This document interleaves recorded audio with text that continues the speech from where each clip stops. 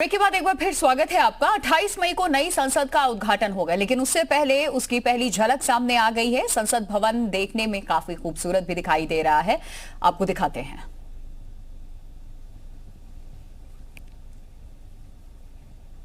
तो ये नए संसद भवन की तस्वीर इस वक्त आप देख रहे हैं। ये नई तस्वीर है, ये बाहर से कैसा दिखता है और नई लोकसभा की तस्वीर दूसरी तरफ हम आपको दिखा रहे हैं। बेहद आकर्षक और बेहद खूबसूरत है ये 4 मंजिला ये पूरा संसद भवन है। नए संसद भवन तिकोने आकार में डिजाइन किया गया है और लोकसभा और राज्यसभा दोनों का जो डिजाइन है एक जैसा ही रखा गया, सिर्फ रंग अलग हैं। संसद भवन के द्वार पर बड़े बड़े अक्षरों में सत्यमेव जयते लिखा हुआ है और इसके फ्लोर का प्लान राष्ट्रीय पक्षी मोर की थीम पर रखा गया है। यानी कि नई लोकसभा में धम्मचक्र से ठीक नीचे स्पीकर का आसन है। ये तस्वीर भीतर की इस वक्त हम आपको दूसरी दिखा रहे हैं, पहली बाहर की देख रहे हैं। आसन के बाईं तरफ यानी कि प्रधानमंत्री की कुर्सी के ठीक सामने लोकसभा में प्रतिपक्ष के नेता भी बैठेंगे और संसद के दोनों सदन यानी कि लोकसभा और राज्यसभा में टेक्नोलॉजी का भरपूर इस्तेमाल किया गया है। ये खासियत है इसकी। हर सांसद की सीट के आगे स्क्रीन लगाई गई है। लोकसभा में 888 सांसद बैठ सकते हैं और राज्यसभा में 384 सांसद बैठ सकते हैं और दोनों सदन में सांसद वोटिंग के लिए खास टेक्नोलॉजी का इस्तेमाल भी करेंगे। अब विजिटर्स गैलरी में 336 से ज्यादा लोगों के बैठने की क्षमता है। तो ये कुछ खासियत इस वक्त हम आपको बता रहे हैं। जो नया संसद भवन बनकर के तैयार हुआ है, भव्य संसद भवन बेहद आकर्षक है।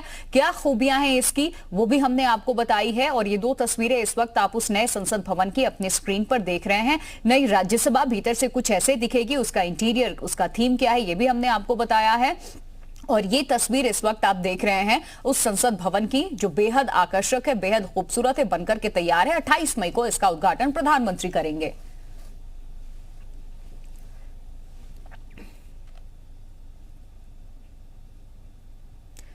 तो नए संसद भवन के उद्घाटन पर विपक्ष के विरोध पर राजभर का हमला। विपक्षी नेताओं के विरोध को राजभर ने बताया है ढकोसला। ये बड़ी खबर इस वक्त आपको बता दें हम। पहले खुद एकजुट हों तब आगे की लड़ाई लड़े, ओम प्रकाश राजभर की तरफ से ये कहा गया है।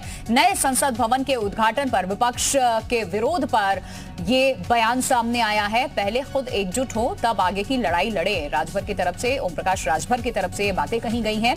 आपको बता दें कि तमाम विपक्षी पार्टियां इस वक्त जो 20 पार्टियां हैं वो विरोध में हैं इसके। ओम प्रकाश राजभर की तरफ से अब ये बयान दिया गया, पहले खुद एकजुट हो जाएं, उसके बाद आप विरोध करें।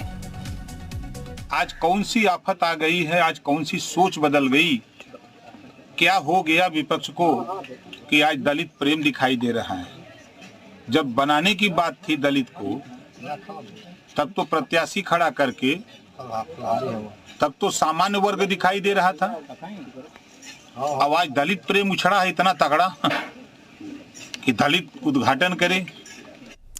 तमाम खास मेहमान हमारे साथ चर्चा में बने हुए हैं और सबसे पहले दीपक रंजन मैं आपका ही रुख कर रही हूं सर, क्योंकि लगातार आप इस चीज को लेकर के सवाल खड़े कर रहे हैं कि अगर राष्ट्रपति उद्घाटन नहीं कर सकती तो प्रधानमंत्री ही उद्घाटन करेंगे, ये जिक्र कहीं भी नहीं है। लेकिन एक चीज नहीं समझ में आ रही है कि कैसे आप सरकार के ऊपर ये आरोप लगा रहे हैं कि ये असंवैधानिक तरीके से जा रहे हैं और जाकर के प्रधानमंत्री इसका उद्घाटन कर रहे हैं, कैसे सर?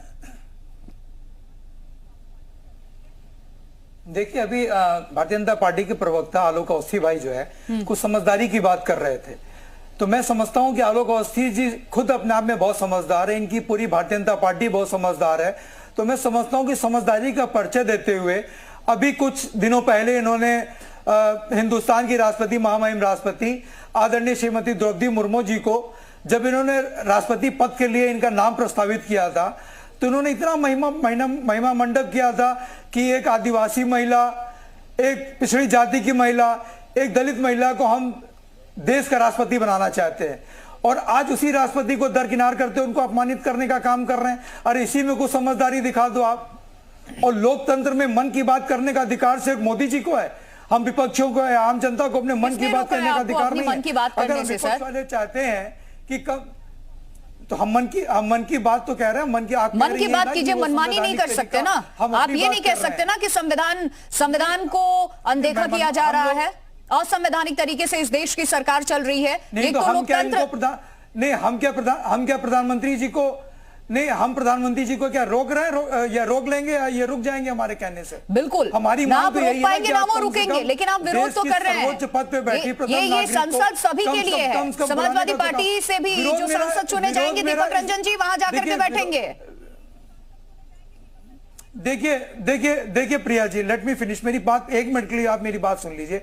अभी हमारे काबिल भाई आदरणीय आनंद त्रिपाठी जी कह रहे थे कि जो संसद सदन है, संसद भवन है, ये राष्ट्र को समर्पित करने जा रही है भारत की सरकार।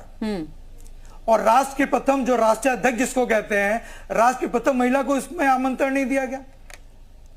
राष्ट्र का एक जैसा अभी आपके चैनल पे मैं देख रहा था, अभी स्क्रीन पे मैं देख रहा था कि संसद भवन का पूरा इंफ्रास्ट्रक्चर आपने दिखाया, बड़ी उसकी भव्यता दिखाई। हम लोग को भी देख करके बड़ा खुशी है कि चलो हमारे हिंदुस्तान में एक ऐसा संसद भवन बन रहा है। लेकिन मैं चाहता साथ ही साथ कोई ऐसा अस्पताल भी दिखाते, उसकी भव्यता भी अगर ये लोग बना करके दिखाते, कोई एक ऐसा स्कूल बना करके दिखाते, उसकी भव्यता भी दिखाते, कोई ऐसा कारखाना लगाते जहां पर बेरोजगारों को रोजगार मिलता, कोई ऐसा ऑक्सीजन प्लांट लगा देते। अभी कोरोना काल से हम लोग ने इतना जूझा है, इतना झेला है हिंदुस्तान ने, तो हमें और गौरव महसूस होता। अगर उसके बाद अभी आप गौरवान्वित महसूस नहीं कर रहे हैं तो आप कहती कि नहीं जो है ये नहीं, हमने तो कहा इसकी भव्यता देख करके हमको खुशी हो रही है, लेकिन थोड़ा कहीं ना कहीं ये होता है कि देश के राष्ट्रपति को इसमें कहीं ना कहीं होना चाहिए। आलोक अवस्थी, देश के राष्ट्रपति को होना चाहिए। समाजवादी पार्टी को अब इससे आपत्ति है, बाकी सारी चीजें पीछे छूट गई। अब बस एक चीज है कि आपने द्रौपदी मुर्मू जी को निमंत्रण क्यों नहीं भेजा?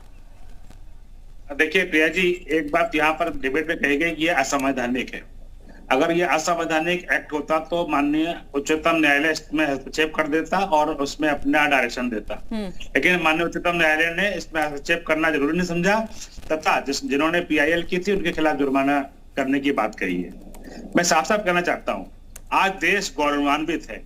कांग्रेस और उसके पिछलग्गू दल क्यों नहीं गौरवान्वित हो रहे हैं, इसके पीछे एक बड़ा कारण है, क्योंकि कांग्रेस की स्थापना एलन ऑक्टेवियो हुम एक ब्रिटिश अधिकारी ने की थी और इस संसद की डिजाइन एडविन लुटियन और हर्बर्ट बेकर ने करी है और इसकी जो है इसका लोकार्पण जो है उस समय के वायसराय लॉर्ड इरविन ने किया है। तो जो अंग्रेजों के द्वारा बनाई हुई पार्टी थी और 60 साल सत्ता में रही है, क्यों नहीं उन्होंने स्वदेशी संसद बना ली? क्यों उनको वो आराम से थे, क्योंकि उनको गुलामी सहने की आदत है। लेकिन आज भारत के जनता ने भारत के बेटे को, प्रधानमंत्री मोदी को ये अवसर दिया, तो वो राज्य के हित में, देश के हित में उन्होंने स्वदेशी संसद बनाई है और स्वदेशी संसद बना करके आज हम उस पर गौरवान्वित हैं, क्योंकि वो पूरी तरह से भारतीय है और भारत के लोगों ने बनाई है।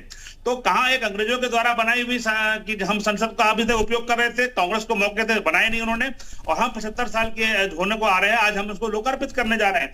तो इस पर विपक्ष को क्यों आपत्ति है? दूसरी बात, अगर विपक्ष को इतनी ही आपत्ति है तो उनको फिर संसद का बहिष्कार कर देना चाहिए, संसद का चुनाव नहीं लड़ना चाहिए, संसद में जाकर के बहस नहीं करनी चाहिए। जो काम पहले से करते आ रहे हैं वो अभी भी करना चाहते हैं। तो ये अंग्रेजों की गुलामी बंद करें। अब स्वदेशी और आत्मनिर्भर भारत है और आत्मनिर्भर भारत का सिंह दहाड़ रहा है और उसकी दहाड़ पूरे विश्व को सुनाई पड़ रही है। देखिए, ऐसा है जैसे आपने इनको लगभग 1.5 मिनट समय दिया बिना इंटरप्ट। आप बैठ के मिनट गिनते रहते हैं क्या? किसको कितना मिनट मिल रहा है बोलने के लिए? आप अपनी बात रखिए, बिल्कुल आपको भी मौका मिलेगा। आपको निष्पक्ष रूप से विपक्ष की आवाज को मजबूत करना चाहिए, लेकिन आप सरकार की मैं आप जवाब दे देता हूँ। ऐसा है कि भाजपा के प्रवक्ता जो इतिहास भूगोल बता रहे थे, ये इतिहास में वो दिन भूल गए, काला दिन, जो भारत छोड़ो आंदोलन के खिलाफ पद संचलन कर रहे थे। ये उन्हीं के पैदाई, ये उन्हीं के वैचारिक ध्वज को लेके आगे बढ़ रहे हैं। ये उसको तो नहीं याद कर रहे, इनको तो आजादी में भी गौरव नहीं मिला था, आज ये गौरव की बात करते हैं, तो हम तो गौरवशाली। अब मैं आपको बताता हूँ, देखिए कोई विवाद नहीं है, राष्ट्रपति महोदया को आप बुला के उनसे उद्घाटन कराते तो देश क्षण देखता। लेकिन आप क्या कर रहे हैं?